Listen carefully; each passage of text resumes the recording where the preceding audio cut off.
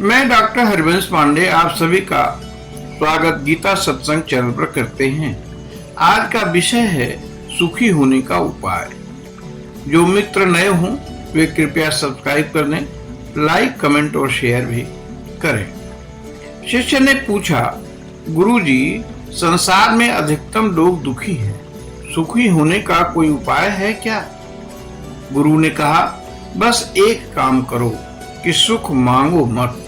शिष्य ने कहा, सुख ही तो चाहते हैं और आप कह रहे हैं सुख मांगो मत। बात कुछ समझ में नहीं आई। गुरु ने कहा, सुनो, सभी दुखी हैं। इसका कारण ये नहीं कि संसार दुखों का घर है, ये भी नहीं कि जीवन का स्वभाव दुख है। दुखी होने का कारण है कि हम सुखी होने की कला नहीं जानते। गुरु ने आगे कहा, वही हमें दुखी होने की कई कलाएं आती हैं। वास्तव में हम दुख की तलाश में हैं। जो व्यक्ति भविष्य में वासना करेगा, सभी वासनाएं भविष्य की होती हैं, वह तो दुख में पड़ेगा ही, क्योंकि भविष्य कभी आता नहीं, आता हुआ आभास होता है। जो आता है वह वर्तमान है, नहीं आता वह तो भविष्य है। कुछ भी मिलेगा वह वर्तमान में ही मिलेगा, और व्यक्ति वर्तमान से संतुष्ट नहीं है तो वह सुख को मृग मरीचिका की तरह इंतजार ही करता रह जाएगा। तो जीवन दुख नहीं, वासना दुख है। Reason of sorrow is expectations. Gita भी कहती है, तुम्हारा सबसे बड़ा दुश्मन काम है। भगवान ने इस काम को दुराधर्ष कहा और वे अर्जुन को सलाह देते हैं कि जय कामम, अर्थात वासना को खत्म कर दो।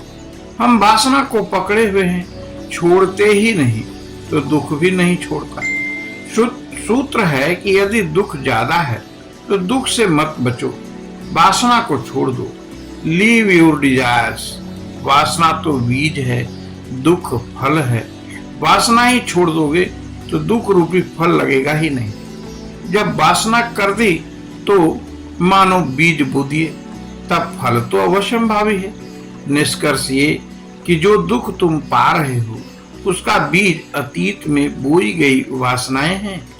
आज जो बीज बोओगे वो कल काटोगे। ध्यान रहे, जितना सुख चाहोगे उतना ही दुख बढ़ेगा। अगर सच में सुख चाहिए तो सुख मांगना ही मत। गीता में कहा कि काम को मारो, तो कैसे मरेगा ये काम? तो भगवान ने साधन बताए, वैराग्य से। वैराग्य का भाव है सुख की चाह, वांटिंग ऑफ डिजायर्स खत्म कर दो। यानी सुख मत मांगो। जो जितना ही सुख की कामना करता है वो उतना ही दीन होता है। भाव है, अगर सुख न मांगा तो दुख की परिधि से बाहर हो गए। सुख मांगा या डिजायर्स की तो दुख जगत में प्रवेश कर गए। जितना सुख चाहोगे उतना ही दुख मिलेगा। पक्की बात समझो। सुखी होने का मंत्र सुख न मांगने में है। लाओ से कहते रहते हैं, मुझसे सुखी कोई नहीं, क्योंकि मैं सुख कभी मांगता ही नहीं। बिन मांगे मोती मिले, मांगे मिले न चून। मांगने से तो कुछ नहीं मिलता। सम्राट वह है जो कुछ नहीं मांगता, भिखारी वह है जो सुख मांगता है। बुद्ध भिक्षा पात्र ले लिया पर चाह छोड़ दी, सबसे सुखी हो गए। एक प्रयोग कर सकते हो, थोड़े दिन किसी भी प्रकार के सुख को मत चाहो। देखना, ऑब्जर्व करना आप कितने सुख से भर गए। शांति भी मत मांगो तो शांति मिलेगी।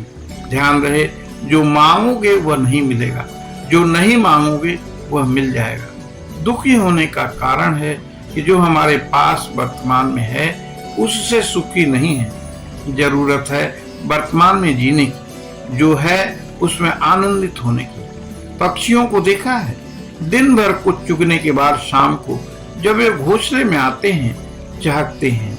अपनी भाषा में वे एक दूसरे से आत्मीय सुख बांटते हैं। वे दुखी नहीं कि कल कुछ खाने को मिलेगा कि नहीं, उनको भविष्य की कोई चिंता नहीं। हम हैं, बैंक में 1 करोड़ है, योजना 3 करोड़ की बना रहे हैं और दुखी हो जाते हैं। शिष्य ने कहा, जी, बात समझ में आई, संतोष ही सुख है। तो आइए हम अपनी वाणी को विश्राम देते हैं और भगवान का नाम लेते हैं। ओम श्री परमात्मने नमः। ओम श्री परमात्मने नमः। ओम श्री परमात्मने नमः।